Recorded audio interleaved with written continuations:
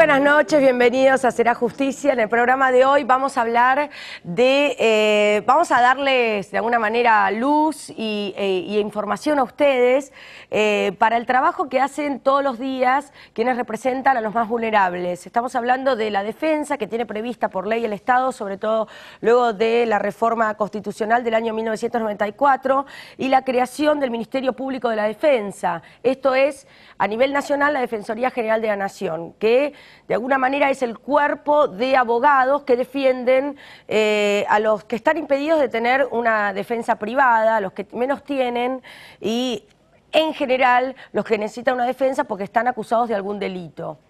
Esto es a nivel general porque el Ministerio Público de la Defensa también tiene otro tipo de trabajos que tiene que ver con la asistencia integral y protección al refugiado y peticionante de refugio. Tenemos muchos refugiados en nuestro país, comisión sobre temáticas de género, también comisión sobre el migrante y programas de asistencia y patrocinio jurídico que ellos lo definen con justamente el objetivo del acceso igualitario a la justicia de los sectores más vulnerables y en particular la representación legal de víctimas en causas donde se investigue delitos de acción pública. Son muchísimos la cantidad, los defensores oficiales que tenemos en todo el país, pero no se sabe la tarea extraordinaria que hacen día a día. En muchísimas causas y muy relevantes, se los puedo asegurar. Nos interesa por eso que la Defensora General de la Nación, la doctora Estela Martínez, que está aquí con nosotros, nos pueda contar un poco la tarea cotidiana que se hace desde la Defensoría. Hablando de los más vulnerables, también están los menores, los más chiquitos. Y por eso nos interesaba también hablar sobre este proyecto que se implementó hace aproximadamente un mes, que tiene que ver con la Asesoría General de Menores y la creación del equipo público de abogados del niño. Esto fue creado por la Asesora General Tutelar de la Ciudad Autónoma de Buenos Aires, que es un organismo independiente que no depende de la Jefatura de Gobierno de la ciudad. Su titular es Laura Musa y la tenemos a ella junto a una de las coordinadoras del equipo de abogados. Vamos a hablar con ella después de la pausa.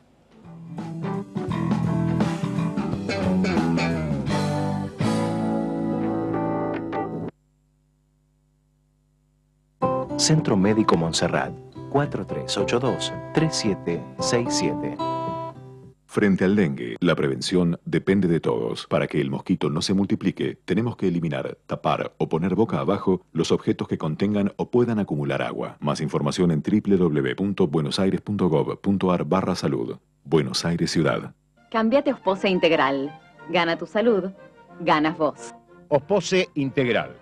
Compromiso médico.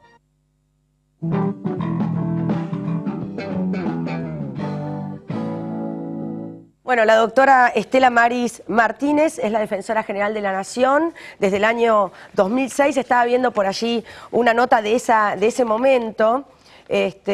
Bueno, las mujeres sabemos cuándo es la primera vez que una mujer asume un cargo. En general estamos muy pendientes de esas cuestiones. Y en este caso es la primera vez que una mujer asume el cargo de Defensora General de la Nación. Esto quiere decir que de usted dependen todos los abogados del Estado que asisten a detenidos sin recursos o con recursos, porque también sabemos de casos en donde los acusados pueden elegir un defensor oficial. Y no pueden elegir. Cuando no tienen abogado particular, el Estado les nombra un defensor oficial. Pero ellos, por ejemplo, yo recuerdo muchos casos de juicios por la dictadura militar que tenían defensor oficial porque ellos o argumentaban que no podían pedirlo o lo tienen que demostrar. No, en realidad cuando una persona no nombra defensor particular, por eso el Estado le coloca al defensor oficial. Claro. Y cuando la persona tiene recursos, al terminar la causa, el juez le fija honorarios. Perfecto, porque Alderete también tuvo defensor oficial. Sí, María Julia Alzogaray. María Julia Alzogaray, por eso hay muchos como exfuncionarios que tuvieron muchas causas que uno dice, ¿por qué el Estado le está pagando su defensa? Lo que no sabía era que ellos luego, en base a su patrimonio, tienen que devolverlo. Claro, no al defensor en particular, sino que ingresa a la institución. Perfecto, ingresa a la institución, bárbaro. Bueno, usted es la primera mujer en llegar a este cargo, más de 30 años en la justicia y muchas responsabilidades, ¿no? Me imagino. ¿Cuántos son los defensores a nivel nacional? Magistrados defensores, Sí. es decir, defensores con acuerdo del Senado, son un poco más de 200. Pero hay aproximadamente 1.800 empleados y funcionarios más, muchos de los cuales son abogados y muchos de los cuales comparten tarea de defensa. Claro. ¿Y cuáles son los casos más frecuentes que a ustedes les toca representar o trabajar? Bueno, en penal tenemos gran cantidad de casos. Me imagino. En la ciudad de Buenos Aires absorbemos entre el 75 y el 85, a veces el 90% de todos los casos delictivos que ocurren en la ciudad de Buenos Aires y que todavía están en la órbita de la justicia nacional. Claro. Y a nivel federal el porcentaje es bastante parecido. 85-90% de los casos. ¿Y cómo se dan en las diferentes provincias? ¿También, digamos, en la misma proporción? En las diferentes provincias que tienen defensa provincial, tienen defensa que no depende de mí, Claro. depende, según los casos, de un defensor general O de- muchas veces de un procurador Claro. o de la Corte Claro, Provincial. sí, como en la En estos provincia. casos también los porcentajes son bastante parecidos. O sea que están, digamos, en gran proporción abocados a lo penal. Sí. ¿Y cuáles son las otras funciones que tiene la Defensoría? Que a veces tiene poca visibilidad. Y ustedes No, tienen también muy- defendemos a las personas que no tienen recursos en civil, pero aquí sí se exige que no tengan recursos. Claro. Trabajamos también en federal y en penal ordinario, ¿no? Ajá. En la ciudad de Buenos Aires. Y en el resto del país solo en penal federal Claro. y también en contencioso administrativo. Nosotros intervenimos en todos los amparos de salud, Ah, que son contra organismos nacionales. sí. Bueno, de hecho, este reciente fallo de la Corte sobre el aborto, que tanto ha dado que hablar y que sentó jurisprudencia, ratificando un fallo del Tribunal Superior de Chubut, ustedes le han dado vista. Sí, por supuesto, y nosotros dictaminamos y estamos orgullosos del resultado, Sí, la verdad que es lo que- que estábamos buscando. Absolutamente. Esperemos que sea implementado en todo el país, ¿no? Porque siempre bueno, la Corte es como la última palabra Sí, y sienta sí. jurisprudencia, pero si no es bien claro el fallo, después ya aparecen como algunos... El fallo es tan claro Sí. que les dice a los médicos que no tengan miedo, que si hacen un aborto en estas condiciones no los van a perseguir No, penalmente. claro. Sí los van a perseguir si no lo hacen. Claro, está muy O sea, bien. cambia totalmente el paradigma vigente hasta ahora. Es más, le dice a los jueces que dejen de poner trabas burocráticas. Absolutamente. Le dice a la ciudadanía que si una mujer ha sido violada, solo tiene que presentarse y firmar una declaración jurada. Ya no tiene ni siquiera que hacer la denuncia por violación. Claro, por allí se dijo también en ese fallo donde ustedes tuvieron que también opinar desde la Defensoría, a pedido de la Corte, se dice que hay como algún tipo de resguardo a nivel hospitalario en donde se le da la potestad a los hospitales de dar lugar a una comisión. Y yo cuando No, leí lo que eso a una tienen- comisión de bioética dije, oh, esto es para dilatar... No. No, La comisión no por el fallo de la Corte, sino que pueden llegar a usarlo para dilatar los tiempos de un No, aborto. la Comisión de Bioética no tiene nada que ver. Y la Comisión de Bioética está para otros casos. Ajá. Aquí el fallo es claro y lo que hace no es más que decir lo que dice el Código Penal desde 1920. Sí. Simplemente que si una mujer o una niña ha sido víctima de violación, los casos más desgarradores son los de los niños. Claro. Porque hay una niña de 11 años donde ¿quién puede discutir que ha sido una violación? Mire. Tiene derecho Sí. a que se le practique una interrupción del embarazo en un medio público eficazmente y seguramente. Doctora, estaba viendo cuando usted la nombraron, un reportaje de julio del 2006, en donde usted se pronuncia de una manera muy clara sobre la situación de los niños en este país. La ley dice que no debe haber más institutos para internar chicos por razones asistenciales, ¿no? Y le preguntaron a usted, y usted justamente respondió que desde hace 30 años venimos diciendo que los institutos tienen que desaparecer. Y no desaparece. No.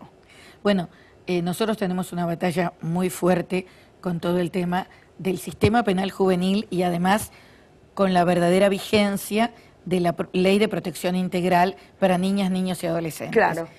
La Defensa Pública ha denunciado al Estado argentino. En realidad, el Defensor General es el único ciudadano argentino que es funcionario público, que cobra del Estado y tiene derecho por ley a denunciar al Estado Claro. ante los organismos internacionales. Perfecto. Tenemos una denuncia que ya está en la Corte Interamericana porque se dictaron perpetuas a menores de edad. Sí. Condenas perpetuas a menores de edad. Claro. Allí llevamos el caso hasta la Corte y antes de ayer, bueno, hace unos días, Sí. la Corte, el Superior Tribunal de Mendoza, tomando el informe de la Comisión Interamericana de Derechos Humanos, le ha reducido la pena a uno de estos chicos de perpetua a 15 años.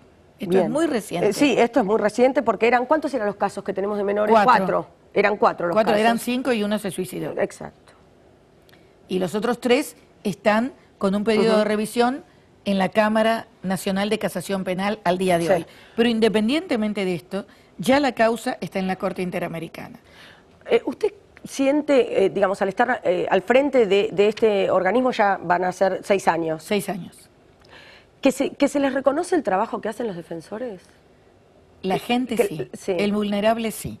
Muchas veces en juicios nos han dicho, es la primera vez que el Estado me da algo. Ujú. Sí, eso me consta, porque además tengo contacto con varios defensores, sé de los trabajadores y excelentes que son, ¿no? La formación tan El equipo es excelente muy que bueno. tiene es increíble a nivel nacional. Pero me pregunto si la sociedad en conjunto, la Y sociedad, la sociedad a civil, los veces se medios, confunde. o sea, reconocen el trabajo que hay por parte de la Defensoría. Es que la sociedad a veces se confunde porque cree que solo tenemos que darle patrocinio jurídico a las buenas personas. Y esto no es así. Hay que darle patrocinio jurídico a todo ciudadano, a todo habitante de la República, independientemente del delito que haya cometido. Por ejemplo, se nos cuestiona muy duramente la asistencia jurídica que les damos, porque si no, no se podrían hacer los juicios A los integrantes a los autores de los la delitos de lesa humanidad. Porque aparte, yo no sé cuál fue el primero, pero recuerdo el caso de Astiz Videla. perfectamente, Videla. Estaba Perla Martínez de Buc defendiendo a Astiz y había otros. Y recuerdo lo que sufrían los defensores por tener que defenderlos, porque claramente no estaban de acuerdo. Incluso creo que hubo algunos casos que hubo objeción de conciencia.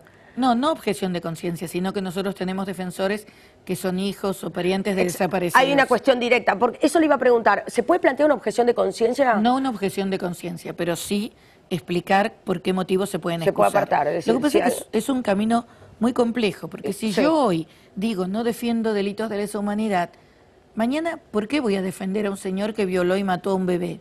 Claro. Y O entonces- a un violador. A ver, no, claro, las garantías sí. tienen que ser para todos, más allá de que, Pero- digamos, repudiamos los hechos de terrorismo No, es de que Estado, yo no defiendo el delitos, hecho. claro. Yo defiendo el derecho que tiene ese ciudadano de ser juzgado conforme todas las garantías que le da Bueno, la ley. la escucho y la miro a usted y me acuerdo de Carmen Argibay peleando con todos los medios de comunicación, explicando el caso de la banca no me acuerdo si era, no era Bussi, pero era una banca, Bueno.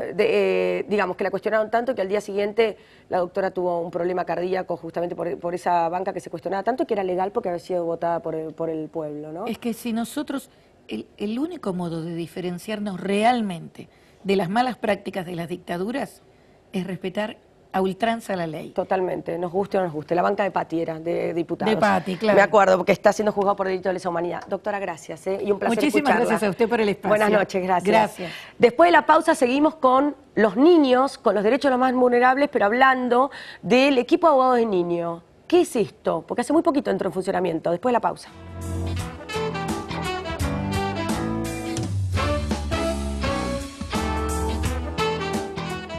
www.serajusticiadigital.com. La posibilidad de encontrar todos los programas emitidos por Metro y además tener un completo panorama del acontecer judicial más importante del país. www.serajusticiadigital.com. Información actualizada y análisis permanente de la realidad.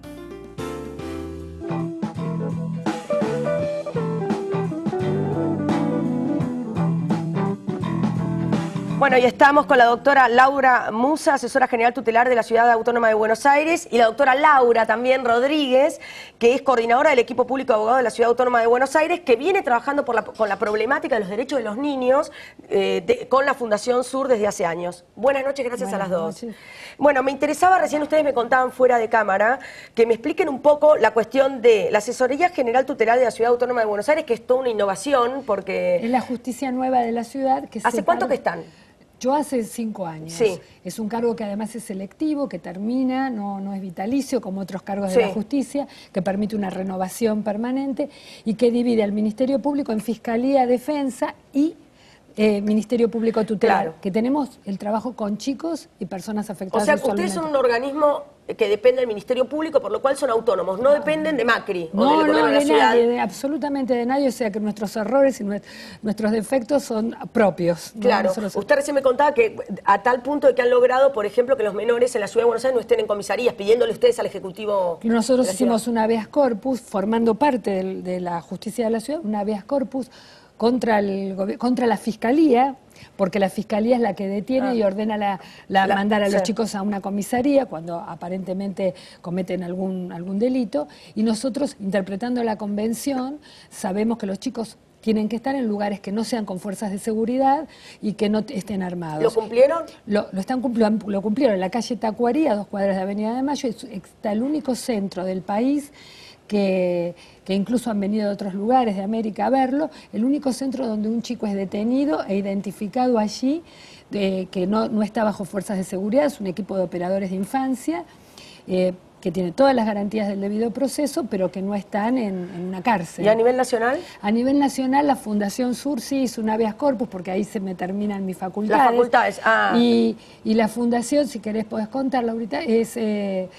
bueno, no ha logrado que la Nilda Garrela, a cargo de, digo, una persona que yo sé que es consistente con los Que está derechos a favor humanos, de pero justamente sin estos embargo ha derechos. dicho que no es obligatorio, Ajá. y siguen los chicos en A institutos. ver cómo fue el caso, Laura. Se hizo un planteo muy similar al que hizo la Asesoría General Tutelar, digamos, Al gobierno de la Ciudad de a ver, Buenos Aires. de hecho son los mismos niños que circulan en la Ciudad de Buenos Aires, son distintos los delitos, pero los mismos los chicos. El planteo era idéntico, obviamente la normativa internacional es la misma.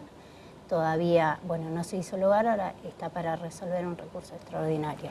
Sí, Sí. se planteó recurso extraordinario contra la El gobierno denegatoria. nacional dice que está muy bien lo que nosotros planteamos, Sí. pero que como no es obligatorio lo van a hacer cuando a ellos les parezca. Y me parece que la ciudad de Buenos Aires debería tener uniformidad, porque los mismos chicos que viven en la misma ciudad son los de nación y los de ciudad.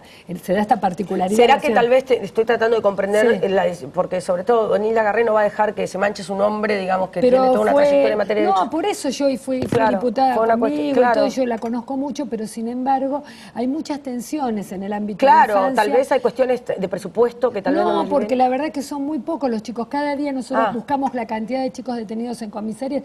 La federal quiere mantener este poder que tiene. Hay tensiones Me que yo sé imagino. que ella lo podría ¿Cuántos son resolver. los chicos que...? Por día no hay más de 25 chicos que podrían salir en el mismo día.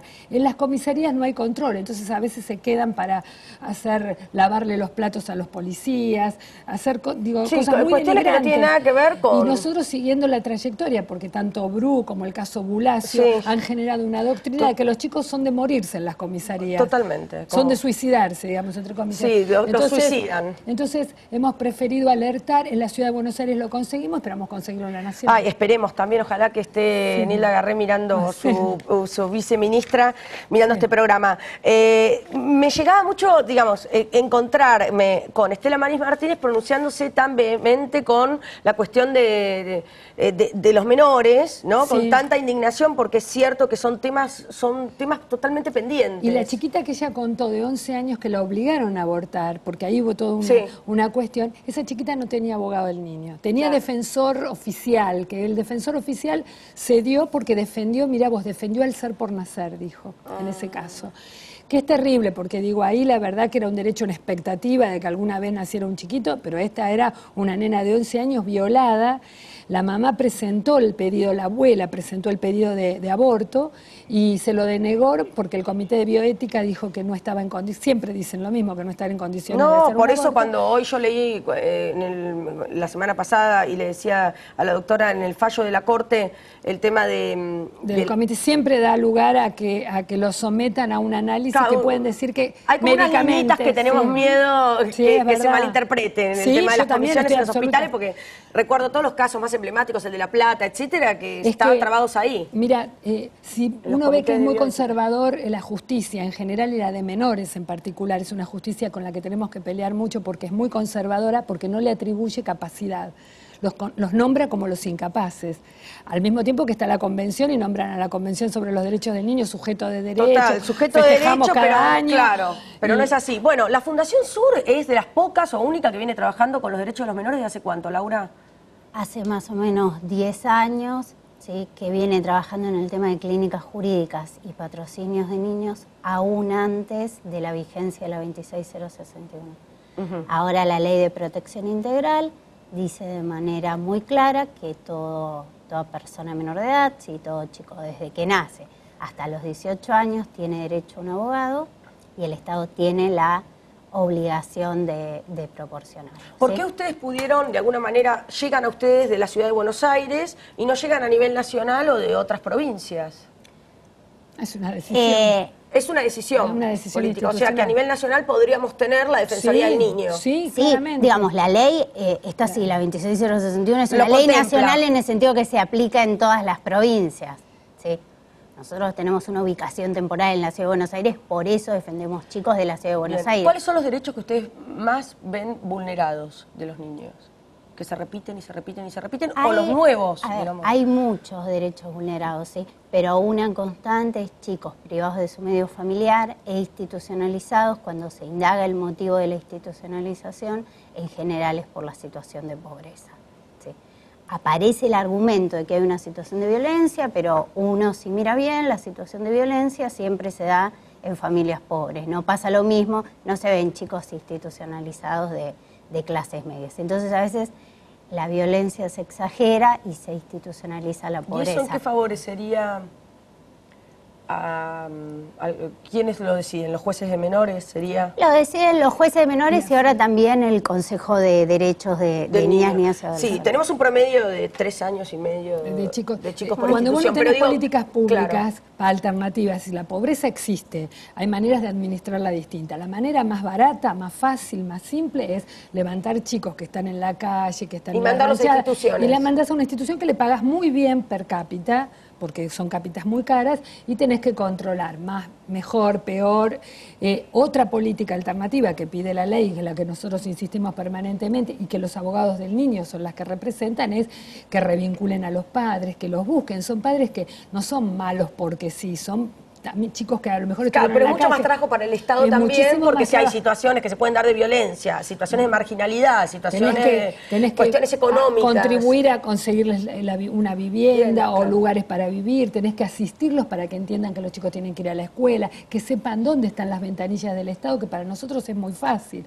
Una persona sumergida en la pobreza con muchas necesidades, le cuesta saber que el hospital público, si pide turno, va a tener, qué tipo de especialidad. Hay una asistencia que es promoción de los derechos de la familia, que eso le garantiza al chico poder vivir con su familia o con alguien de la familia ampliada. A veces es una abuela, un tío, que hay que poder detectarlo, no decir la mamá es violenta. Bueno, no se terminó ahí el mundo. Ahora, y la permanencia de estos chicos, ¿no? Un promedio 3,6.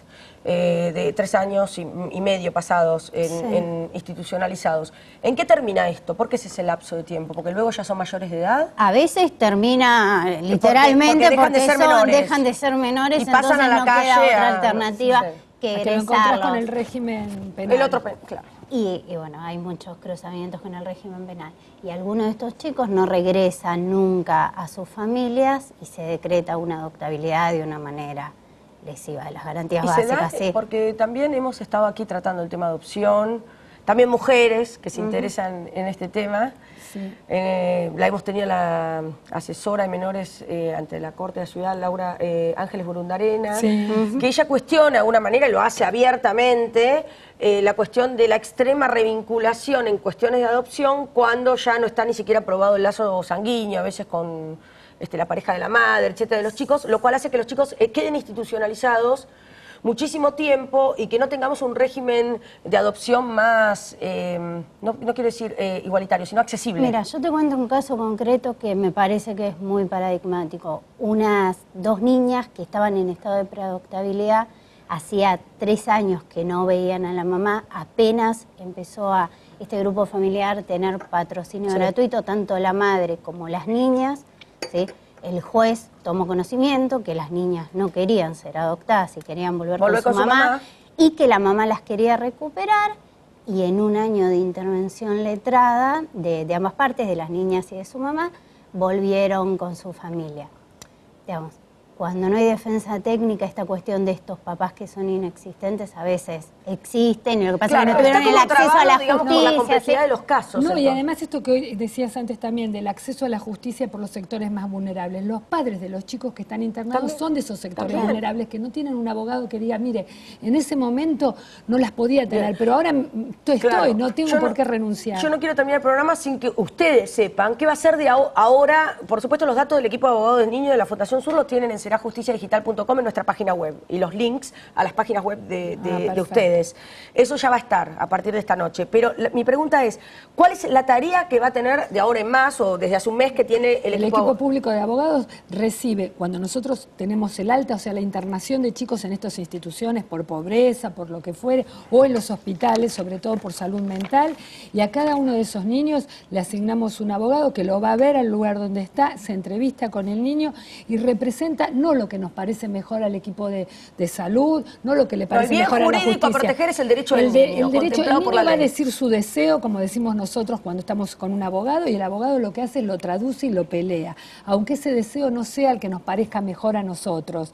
Si el niño dice, quiero volver con mi abuela...